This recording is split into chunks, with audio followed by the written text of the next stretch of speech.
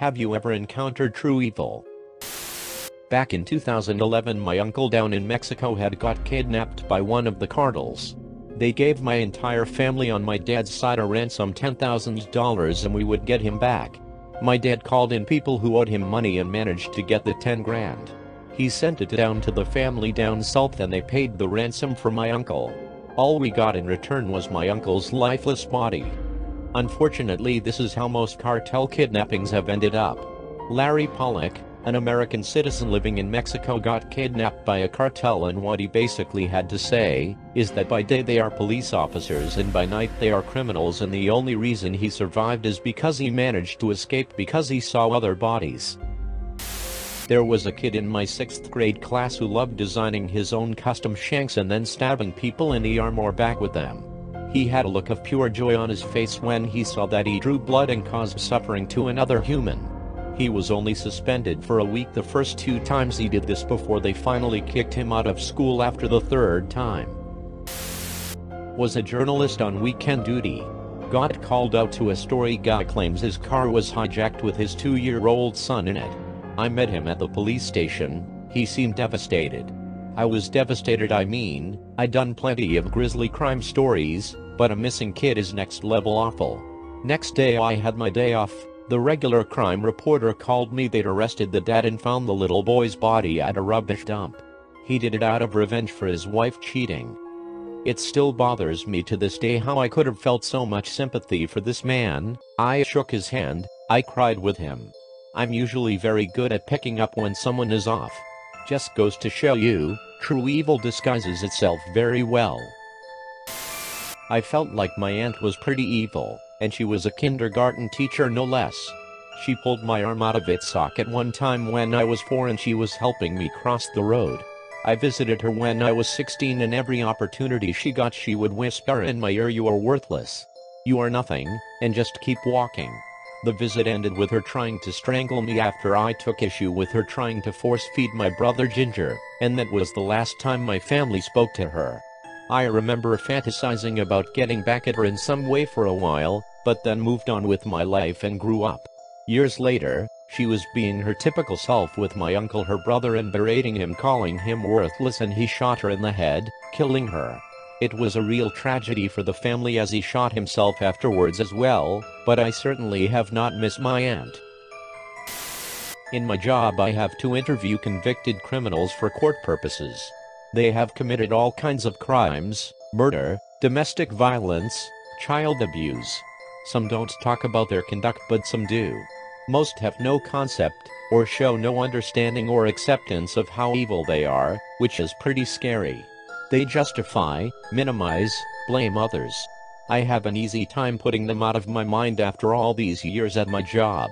But I also have to talk to the victims of their heinous crimes, and that is the worst part of my job. Hard to erase their pain from my brain. A few years ago a friend of mine was going through a nasty divorce. Like really bad. He came to visit me one evening as I was getting off of work. When I sat down with him he just seemed off, like a completely different person than the man I had known before. Blank stare in his eyes, no smiling, anger behind everything he said.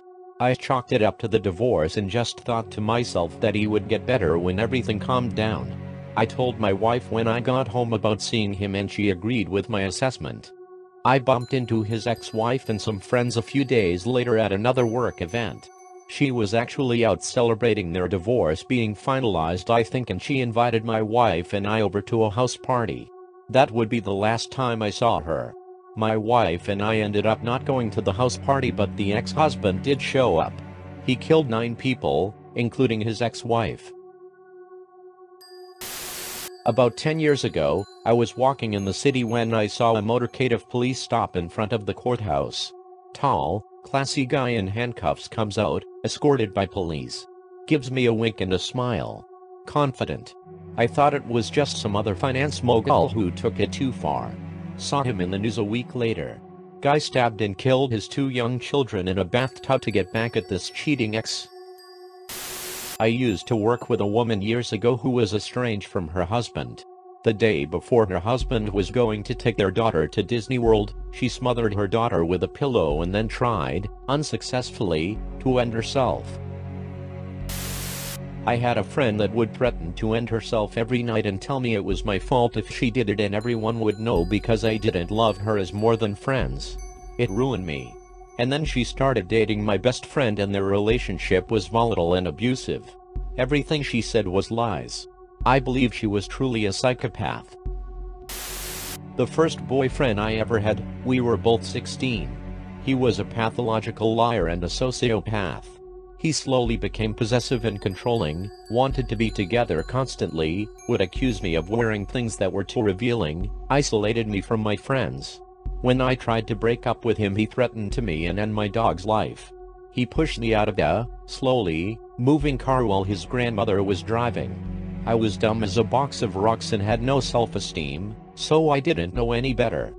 I nearly changed schools, my parents put me in therapy among other things. He ruined the first 2 years of high school for me. Over 20 years later he sent me a message on Facebook asking me how I was, like we were old pals. I didn't respond. Maybe he changed as an adult, but I seriously doubt it. I found out he died a couple years ago. He was involved in a crime involving his young daughter and I'm pretty sure he was facing prison time. My grandmother, Betty. She was an absolutely horrible person. She adopted my father from her best friend who probably had him out of wedlock. She treated him horribly. She beat him with a broom handle for leaving a toy truck in the backyard. She lied to him about his real mother and always made him feel guilty for adopting him and sacrificing for him. He was always conflicted about his relationship with her because she treated him like garbage every single day, but she did raise him and she had no problem reminding him of that. Her demeanor was always brooding. A constant scowl was on her face. She always would point out anything about you that she didn't like or agree with. She would try to humiliate you publicly and call you stupid and worthless. She would always make comparisons like why aren't you more like person X, to try to pit you emotionally against the people you are close to. The only nice thing she ever said to me was your mother is a lazy good for nothing, but she makes a good pan of lasagna, but otherwise she's as useful as tits on a boar. I believe that she is the reason my father was so messed up. He had moments of very pure love and affection. In his deepest heart he cared about us, my brother and I. But he was terribly violent. He would beat my mother to near death. Then after she left, he beat me. Not so much my brother, though his discipline was stern. He had a work ethic like nobody you have ever seen. He built a huge house from scratch by himself in a year while being a foreman pipe fitter and taking additional work on the side. One day, he sort of ran out of chores and went to my mom's house and shot her twice before ending himself. I ate lunch with the closest thing I've ever seen to true evil every day in 8th grade. When I was growing up, I lived in a small town. We had one kid in our grade that scared the crap out of everybody he met. He was quiet and angry and just wrong. He even had an origin story. When he was in 1st grade, he saw his brother trying to move the TV cart down the hall, but something went wrong and it fell on him and he died.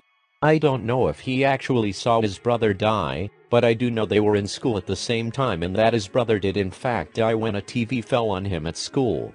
By middle school, he'd started scaring everybody he came in contact with. He'd creepily hit on girls and tell them they'd regret it if they turned him down, but they all did. He tolerated a few of us, and he sat with my group of friends, D&D party, crew during lunch, but even then, he was still always quiet. About a week or two into 8th grade, I got called to the office and told that because he sat at our lunch table and we seemed to get along, that the school wanted me to eat lunch with him every day in one of the classrooms instead of the cafeteria. It didn't really feel like I had a choice, so I agreed, and we spent the year eating lunch and playing chess. It took a few weeks for him to open up and start talking, and immediately I regretted it. He had conspiracy theories, raged that girls wouldn't date him, sometimes he'd say things just to try to shock me. He was insanely smart, but his mind was really warped and dark and hateful. It was really the worst year. When we got to high school, he got worse. He kept harassing the girls. He made a list of everyone that rejected him. He called it his hit list. This was the same time as Columbine, and people were terrified. Students and parents tried to get him expelled, but the school board refused. He got arrested because he was playing Counter-Strike with some dude online and asked if he'd ever eaten human flesh, and this gamer, some random dude from another state, got so scared that he called our town's police.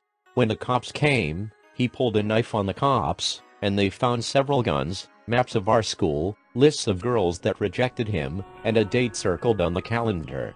Still, the school board refused to expel him. Students formed a mass strike on the day on the calendar, and refused to attend a class, and pretty much the entire rest of the school year was spent in terror. We graduated and felt like we'd survived, which I remember was a really messed up way to feel. A year or so later, he murdered his parents in their sleep. He shot them and lit his house on fire with buckets of gas all over the house. He got caught in the fire and died from his burns a few days later. He was absolute, pure evil and everybody knew it.